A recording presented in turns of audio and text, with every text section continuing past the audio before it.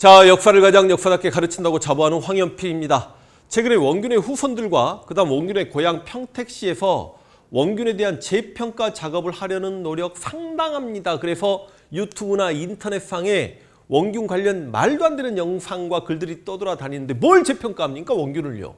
아니 여러분 1592년 임진왜란이 발발할 당시 원균은 경상 우수사인데 그때 침략이오는 일본군과 단 한 번의 해전도 치르지 않고 판옥선 74척을 바다에 후장시키고 당시 1만여 명에 가까운 병력을 해산시켜서 일본군이 바로 경상도에 상륙하게 만들었고 그 말도 안 되는 잔혹한 전쟁이 일어나게끔 단초를 제공하는 멍청한 수장의 역할을 했지 않습니까? 그리고 이순신을 몰아내고 삼도수군 통제사 자리에 있으면서 또 무능력함을 보였고 7천량에서 조선의 수군을 다 바다에 후장시키면서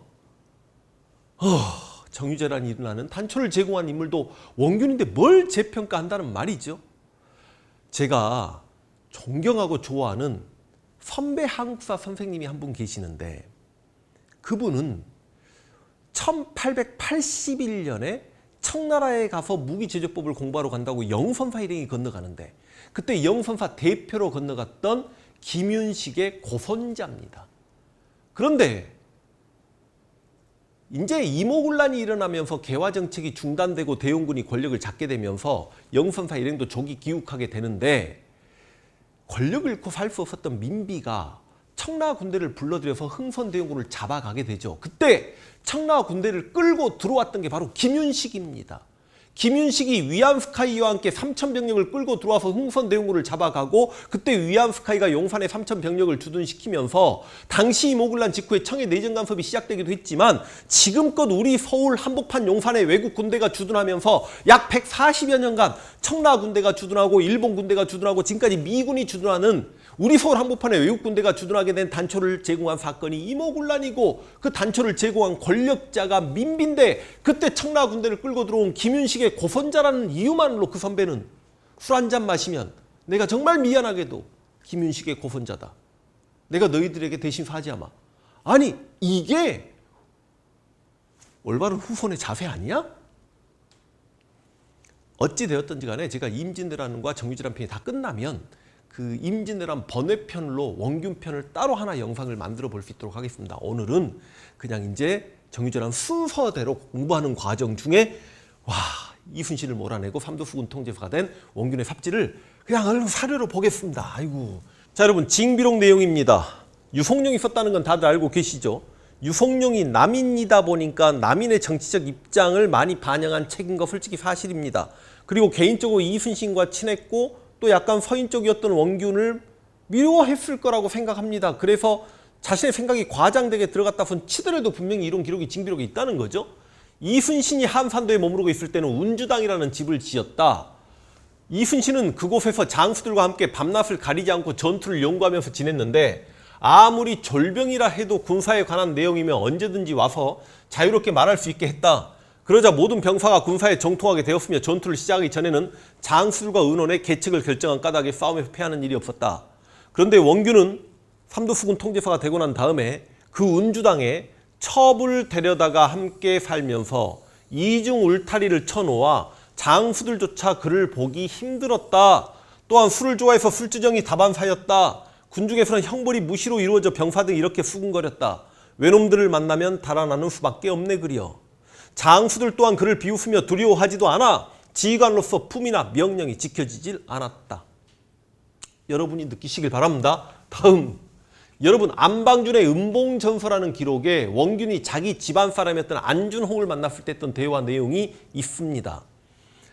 제가 이 직함은 뭐죠? 삼도수군 통제사를 영화롭게 여기는 것이 아니라 오직 이순신에 대한 치욕을 싣게 된 것이 통쾌합니다.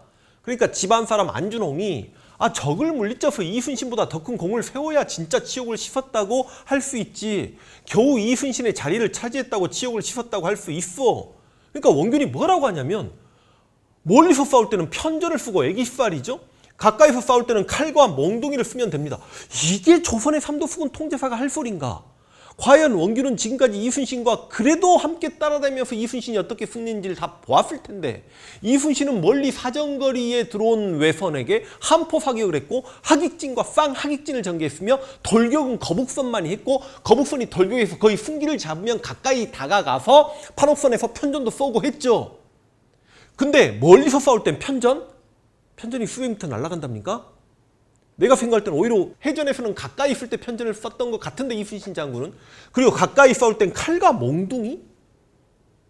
아니 원균이 실제로 일본군과 제대로 백병전을 전개해 본 적이나 있나? 원균 나이가 당시 60인데 왜군들하고 싸워가지고 진짜 용맹해요 원균이? 원균을 용맹하다라고 하는 사람도 있다니까 내가 그게 기가 막혀요. 선조가 용맹하다라고 했지 원균이 어떻게 용맹을 떨쳤는지는 어떤 기록에도 찾아지지가 않아. 이순신과 함께 전쟁을 하면서 백병전 자체를 해본 적이 없습니다. 원균이 안택선 위에 올라타서 아니면 새끼분의 위에 올라타서 외선에 배를 빼앗았다는 이야기를 들어본 적이 있나요? 아니 이순신이 한포 사격을 했을 때 외선이 무너지게 되고 외선이 격침당하고 침몰하게 되면 살기 위해서 왜군들이 바다에 뛰어내려서 허우적거릴 때 허우적거리는 왜군들 몽둥이로 때려가지고 건져내가지고 수급을 잘랐던 게 원균이겠죠. 근데 무슨 소리입니까? 아니 그래 이런 생각을 가지고 있어서 그럼 이런 치욕을 당하나? 여러분 1597년 2월 25일 날 원균이 삼도 수군 통제사직을 인수받고 한 20여일도 안 된 시기에 김은포 해전이라는 게 있었습니다. 이 김은포가 거제도에 있는 포구예요. 근데 거제도 포구에 왜군들이 와서 벌목을 합니다. 이게 여러분 왜군들이 벌목하고 있으면 우리가 아무리 휴전기간이라고 하더라도 공격해야 되는 건 당연한데 당시 벌목하는 왜군들은 어떤 친구들이었냐면 당시 조선의 선조와 김응서 그리고 일본의 요시라와 권이시 사이에 나름대로 정보 라인이 형성돼 있는 관계였죠. 그리고 당시 선조는 어찌 보면 임진왜란 선봉장이었던 권이시를 좀 예뻐한다니까요. 이 권이시를 통해서 가토를 잡고 가토를 죽이면 이제는 전쟁이 끝난다라는 생각을 하고 있어가지고 당시 요시라가 권이시 부장들이 벌목을 할 수 있도록 허락을 김응서에게 받아놓은 상태에서 김은포에서 벌목을 하고 있는데 이 이야기를 들은 원균이 조선의 대규모 함대를 이끌고 갑니다. 그러니까 왜군들이 깜짝 놀랐겠죠. 왜군 대표를 불러다가 겁먹지 말아라. 이렇게 술하고 음식을 줄 테니 벌목을 잘하고 돌아가거라 라고 해놓고 대규모 함대는 빠진 척 하더니 판옥선 몇 척이요. 갑자기 김은포에 상륙함과 동시에 막 화살을 날리고 막 그래가지고 왜군들이 몇 명 죽게 되니까 화가 난 왜군들이 마침 당시 고성현령 조웅도가 함장이었던 판옥선이 정박을 해가지고 공격하고 있는 상태에서 몇 명이 판옥선 위에 올라타버립니다. 실제로 이 김은포해전에서 원균이 47명의 왜군의 목을 베었다라고 장계를 올렸는데 그럼 그 47명 중에 먼저 판옥선에 올라타기 전에 죽은 왜군이 있었을 테니까 판옥선에 왜군이 30명이 올라탔는지 20명이 올라탔는지 모르겠습니다만 함장 조웅도와 조선군 140여 명이 전부 다 전멸당해버립니다. 그만큼 백병전에서는요 일본군과 맞서 싸워서 쉽지 않습니다. 그리고 유일무이하게 전투 중에 우리 판옥선을 그 왜군들에게 빼앗기게 됩니다. 판옥선을 빼앗은 왜군들이 판옥선에 노를 저어가지고 바다로 나아가려고 하니까 당황했던 조선의 수군들이 그 판옥선에 한포 사격을 하고 판옥선에 불화살을 날려서 우리 손으로 우리의 판옥선을 불태운 말도 안 된 코미디 같은 해전이 바로 원균의 김은포 해전입니다. 그 김은포 해전에 장계를 보냈는데요.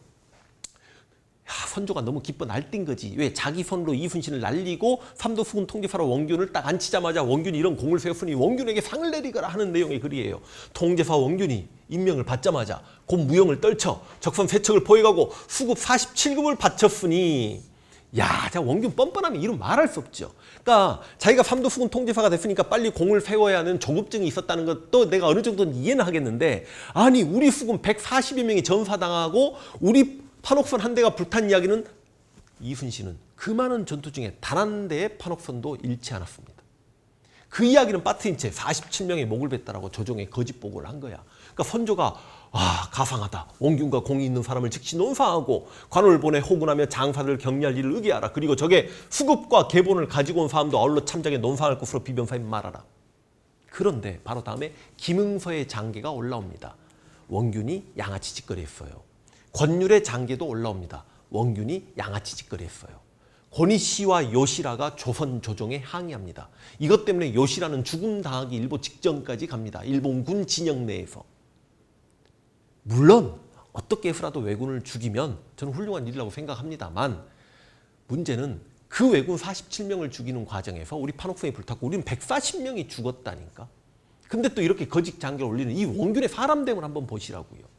그리고 여러분 원균이 계속해서 조선 조정의 공격 명령을 받들어서 부산포를 가는데 부산포 가기 전에 앙골포에서 또 보성군수 안흥국이 전사하면서 뒤로 후퇴를 합니다. 한산도까지. 또 조선에서 공격 명령이 내리니까 또 선제 공격하다가 판옥선이 20척, 이순신 한 척도 잃은 적이 없는데. 그러니까 7천량 해전이 전개되기 전까지도 이렇게 판옥선들을 막 날려버리고 있는 거죠. 원균이. 그래서 도망쳐서 한산도까지 옵니다. 그런데 실은 이 김은포해전 직후부터 원균은요 이상한 장기를 올리기 시작합니다. 그 장기 내용이 뭐냐면 수군 혼자서는 힘드니 육군과 합동작전을 전개해야 된다. 여러분 쭉 이렇게 보시면 4월 5일 사이에 수륙 양군을 대대적으로 출동시켜 한번 승부를 겨루어야 합니다.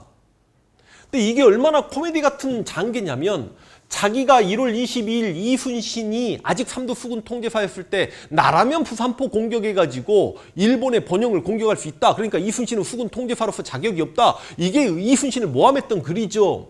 그래서 쭉 이거 제가 한번 읽어드렸습니다. 여러분. 수군으로서 바다 밖에서 맞아 공격해 적으로 하여금 상륙하지 못하게 한다면 반드시 걱정이 없게 될 것이다. 이는 신이 쉽게 말하는 것이 아니라 전에 바다를 지키고 있어서 이런 일을 잘 알기 때문에 이제 감히 잠잡고 있을 수가 없어 우러러 아립니다. 바로 이 장계 때문에 선조는 이순신을 파직시키고 원균 같으면 선제 공격을 하겠다라고 해서 삼도수군 통제사를 앉혀놨는데 바로 2달쯤 후에 원균이 못한대. 먼저 수륙 양군이 대대적으로 출동해야 된대. 그리고 원균이 했던 이야기 보세요. 소소행장 고니 씨입니다. 이 요시라 등은 거짓으로 통하는 것이므로 그 실상을 알 수가 없습니다. 무슨 소리야. 이 행장과 요시라가 이중간첩 역할을 한다라고 생각했고 가토는 미리 부산에 상륙했던 걸 알았던 이순신이 선제 공격하길 꺼려했지만 왕이었던 선조가 이순신아 빨리 출동해라 그러니까 이순신도 부산 앞에까지 가서 조선 함대의 유용을 보이면서 단 한 척의 함대도 잃지 않고 돌아왔잖아요. 그런 이순신은 파직했는데 이제 와서는 자기도 행장 고니 씨와 요시라는 나쁜 짓거리 하는 거고 특히 요시라는 이중간첩이니까 걔들 믿지 말라고 이런 이야기 하고 있는 거죠. 그러니까 이제 조선 조정에서도 야 원균 너 뭐야? 네 말과 행동이 다르잖아. 너 너무 이중적 플레이 하는 거 아니야? 라고 하면서 분노감을 느끼기 시작하고 그리고 난중일기에도 이제 그런 내용이 나와 있습니다. 특히 도원수 권율이 원균을 상당히 미워하기 시작합니다. 왜냐? 이 이야기하면 굉장히 길어지긴 합니다만 이순신이 삼도 수군 통제사였을 당시 이순신 진정에 있는 병력조차도 육군으로 많이 차출되어 가기도 하고 당시 이순신은 스스로 둔전이라는 걸 경략합니다. 군인들이 군량을 확보하는 거예요. 그리고 종이도 확보하고 염초도 확보해가지고 오히려 조선 조정에서도 종이가 없다니까 종이를 올려보내고 어떻게 보면 나라가 최전방에서 싸우는 군대에 지원을 해주는 게 아니라 군대가 조선 조정을 지원해줬던 게 바로 이순신인데 원균은 계속해서 선제 공격하기 힘들다라고 이제 엄살을 피우니까 조선 조정에서 육군 5천 명을 빼다가 수군에 배속을 시켜줘요. 그러니까 권율은 자기 병력 5천 명을 또 빼앗긴 상황이야. 그리고 아까 원균의 장계가 권율을 거치지 않고 바로 선조에게 올라가는 거잖아요. 지난번에도 경상 우수사였던 원균이 이순신을 건너뛰고 윤두수와 짝짝꿍해가지고 선제 공격합시다라고 장계를 올렸듯이 역시 도원수 권율이 바로 남해까지 내려와 있는데 그 권율을 건너뛰고 선조에게 장계를 올려서 육군이 먼저 앙골포를 공격해줘야 수군이 공격할 수 있습니다. 아니면 수륙 병행 작전을 같이 합시다. 그런 이야기를 하니까 권율 입장에서도 원균이 미운 거예요. 그 내용이 이렇게 나와 있습니다. 새벽 닭이 3번 울 때 이순신 장군이 문을 나서서 권율 진에 이르니 이제 권율과 나와 앉았다. 권율이 내게 원균의 일을 말하기를 통제사의 일은 그 흉측함을 다 말할 수 없다. 통제사가 원균이죠. 앙골포와 가덕의 적을 모조리 무찌른 뒤에 그러니까 조선 육군이 앙골포와 가덕의 적을 모조리 무찌른 뒤에 수군이 나아가 토벌해야 된다고 하니 이런 장계를 또 조정에 올린 거야. 그러니까 권율은 얼마나 뒤통수 맞은 느낌이겠습니까? 그게 무슨 심보인가? 질질 끌면서 나가지 않으려는 생각에 불과하기 때문에 사천으로 가서 독촉하겠다. 직접 내가 원균을 만나서 독촉하겠다는 것이었다. 또 위에서 내려온 밀지를 보니 앙골포의 적은 경소에 들어가 칠 것이 못 된다라고 하였다. 그러다가 이제 드디어 권율이 원균을 불러다가 곤장까지 쳐버립니다. 자, 난중 잡록 기록입니다. 권율은 원균이 직접 바다에 내려가지 않고 적을 두려워하여 지체하였다 하여 전령을 발하여 곤양으로 불렀다. 11일에 권율이 곤양에 도착하자 원균이 명령을 받고 일렀다. 권율이 곤장을 치면서 말하기를 국가에서 너에게 높은 벼슬을 준 것이 어찌 한갑 편안히 부귀를 누리라 한 것이냐. 임금의 은혜를 저버렸으니 너의 죄는 용서받을 수 없는 것이다 라고 하고 곧 도로 내에 보내었다. 이날 밤에 원균이 한산도 일로 유방하는 군사를 있는 대로 거느리고 부산로 향하였다. 쉽게 이야기하면 합참의장이 해군 참모총장을 곤장을 때린 거죠. 이건 좀 권율도 너무했다라고 생각합니다. 자, 근데 여기까지만 보통 일반인들이 대충 듣고 결과적으로 칠천량 해전에서 원균이 패했던 건 권율의 무리한 출정을 독려했던 권율 책임이네라고 이야기하는데 그게 아님을 다음 시간 칠천량 해전을 자세히 들여다보시면 원균이 얼마나 무능했고 실제로 그렇게 칠천량에 가서 조선의 모든 수군을 빠뜨리려고 권율이 명령한 게 아니었음을 제가 밝혀내겠습니다. 칠천량 해전에서 만나겠습니다.